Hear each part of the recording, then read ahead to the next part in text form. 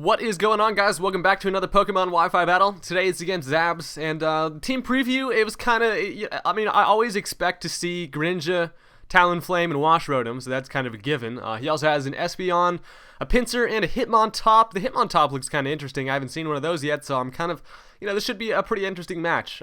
Keep in mind that I have to be aware of the Talonflame can pretty much rip apart anything that I've got. I have to be really careful with the Greninja because I only have one Pokemon that can pretty much take those kinds of special attacks, and that's my boy Goodra over there. I also have a couple new members of my team that I've been working on. I have this Ambipom. That guy's going to be pretty much tearing shit apart this match. I also have a Clefable that I actually hatched that was shiny, so I was like, well, this will be awesome. Put that guy to some good use. You will see that, though, there is one flaw to that Clefable, which it kind of blows, but whatever. So yeah, let's get this started and see how it goes. Alright, so I was expecting him to lead off with his Wash Rotom, expecting me to lead off with like my Mamoswine perhaps or something, but I lead off with the Ambipom, and it turns out that he brings out an Espeon, so I'm like, well, this is fine. He brings out his pussy. I'm like, I'm alright with that. I hit it with a little fake out and smacking that pussy around, so that's kind of cool. Now I decide that I'm probably going to be faster unless this is a Jolly Max speed one, and I go for the Pursuit just in case he wanted to switch the hell out. But yeah, Espeon ends up dying very first turn, or first two turns, and I'm like, well shit, this is going quite well. So now Hitmontop wants to come out to dance around a little bit. Look at him just grooving over there. That is the most awesome sprite animation for Hitmontop. Look at him just chilling. So I decided to switch into Paul, mainly because I want to see what kind of moveset that this Hitmontop's running. It turns out that he just goes for the Earthquake. It doesn't do much to Paul at all, so I mean, that's kind of fine. I'm curious. I thought that these Hitmontops generally run Fake Out and stuff, so if he would have had that priority later on in the match, it would have helped him out, so I don't really know that yet. I get a free switch because I pretty much count on the fact that he's going to switch. Turns out he brings out Shower Time. Paul's like, bitch, who are you to tell me that it's shower time? Like, Paul ain't even dirty out here. Ain't nobody got time for that. So Paul's like, fuck that, I'm switching the hell out. I bring out Slime Shady, because Slime Shady's dirty as hell. Slime Shady could use a damn shower. But it turns out that this washing machine just goes for the freaking Will-O-Wisp. And I was like, that's actually, it's a good thing that I switched into Slime Shady. I mean, at least Slime Shady absorbed that fucking Will-O-Wisp, because the only bad thing about having a burn on my Goodra is that I don't have leftovers, so all the damage that I take from that burn is just kind of going to build up. So that kind of blows. Now this Wash Rotom decides to go for a Volt Switch. Doesn't really do a damn thing to me, so that is totally cool. And I'm not sure who he's going to want to bring in here. It turns out he brings back out the Hitmontop. These damn Hitmontops have so much special defense. It's intense. But yeah, I hit it with a Thunderbolt. It's not going to really do much at all, so that is completely fine.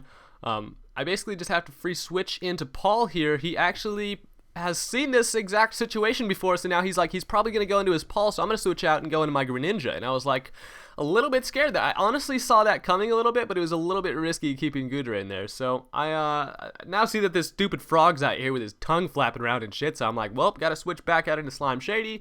So it's basically just switching here in between my bros Goodra and my boy Paul. But okay, well, Paul's a female, but I still call her my bro.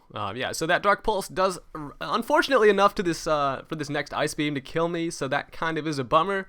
But now looking back at it, I honestly was, during the battle, I was like, well, how much use will I get out of Slime Shady this match? I had to let something die there because I didn't have anything else that could take a special attack from this asshole. So yeah, at least now I can switch into my Ambipom, go ahead and get a Fake Out on whatever the hell he wants to switch out. Even after the Intimidate on this Hitmontop, it still, does some damage, so that's completely fine. This Hitmontop, I'm hoping, doesn't have any sort of recovering moves, so that's that would be kind of shitty if he got down to red and just hucked a rest at me. I would be pretty butthurt. But yeah, I go ahead and decide to U-turn. Might as well get some more damage on there. I ended up getting a critical hit on that, so I was like, hey, that's cool. It's funny. I've done quite a few matches with this Ambipom. It's like the only damage it ever takes is its own Life Orb damage. It got to the point where I killed myself with only Life Orb damage, which is pretty funny. So yeah, now Clefable decides to make his debut out here. Little green Hornet out. He got some green fucking horns, looking all badass and such. Now he decides to bring out this Talonflame on the incoming Thunderwave. I actually forgot to mention that I dodged a Stone Edge by that stupid ass Hitmontop there. Now here's the point where I was stupid. I accidentally clicked Dazzling Gleam. I was like, damn it, what the fuck did I do that for? Now I gotta explain the whole reason why that I have Dazzling Gleam on this thing is because I couldn't be bothered to get Moonblast. I fucking don't I think that Clefairy learns it at like some level, and I don't even know. But yeah, so I have Dazzling Gleam on there for now. It's like much less base power, but whatever. So yeah, this Talonflames decides to try to hit my Clefable with a Flare Blitz. Turns out that Paul came out here to go ahead and take that like a freaking defensive wall, so that is awesome. You know, these Talonflames, they can be a little bit scary, but as long as you get some Stealth Rocks up and stuff, it could be not too bad. So now I know that he has absolutely nothing that he can do to me, so I'm going to go ahead and switch into Mamoswine. I know that he's probably going to switch, so I can get a safe switch. I still have my Focus Sass intact, so that's completely perfect. He decides to switch that Talonflame out and brings out his Rotom Wash, which is not a good matchup for me, but honestly at this point I don't really give a shit because I'm just trying to set up my Stealth Rocks. I know that I will go ahead and outspeed this asshole right here, so I'm going to go ahead and try to hit it with a Rock Slide. It avoids it, and it hits me with a substitute. Doesn't hit me with a substitute.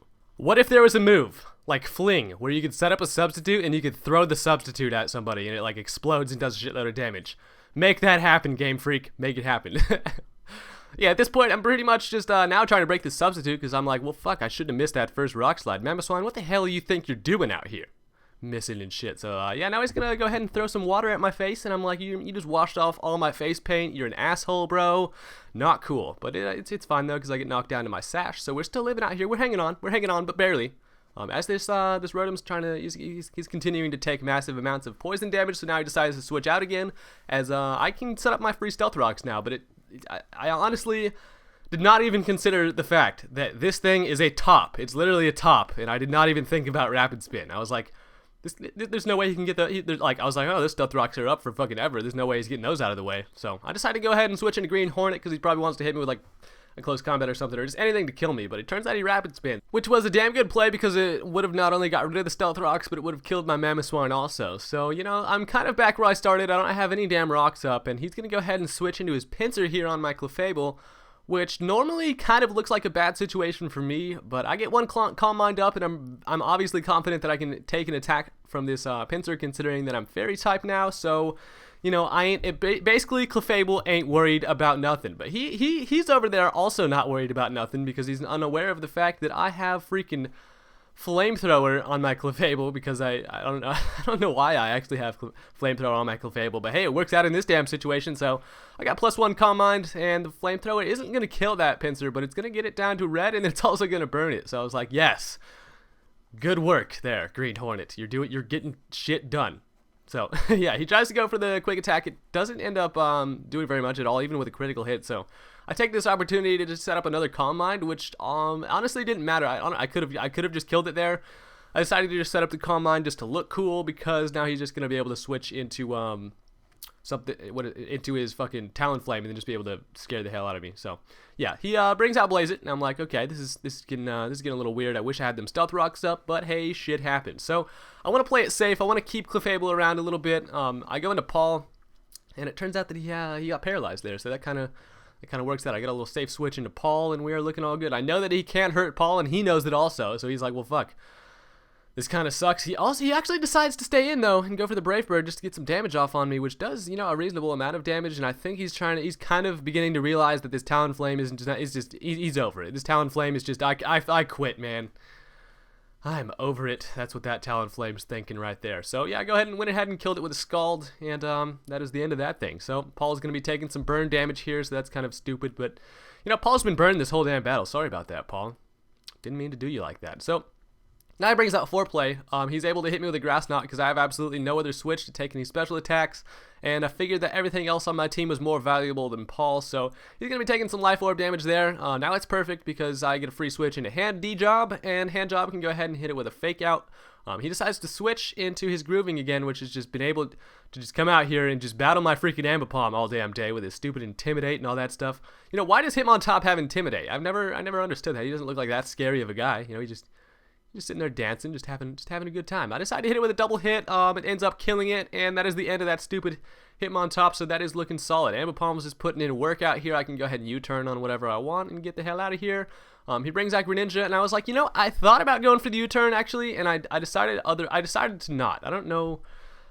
I mean, I guess I should have, but whatever. I just ended up switching into Mamoswine, and the Surf is going to kill me. I basically, you know, I kind of considered Mamoswine dead, like, way earlier, so, like, at this point, I was kind of just like, yeah, free death, I can get a free switch back into my little Pinsir guy, and I can just fuck up this Foreplay thingy, and it'll be a good time. So, Now I'm going to go ahead and Mega Evolve, and I figured that a Mega Evolved Quick Attack from Pinsir was going to be able to take out this Greninja. If I would have had like one more turn of Life Orb damage from this dick, it would have worked. But now he's able to live that, and then hit me with a freaking Ice Beam.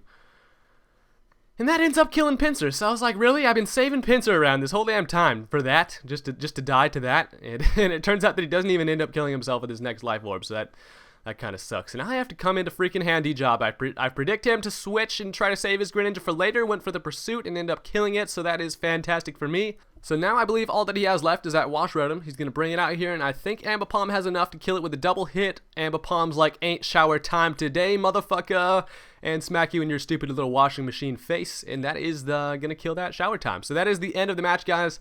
Ambipom put the team on his back. That was a great match, Zabs. I honestly did not expect to win that, but hey, that was pretty awesome. The link to this guy's channel will be in the description if he has one, and I will see you guys next time. Peace out.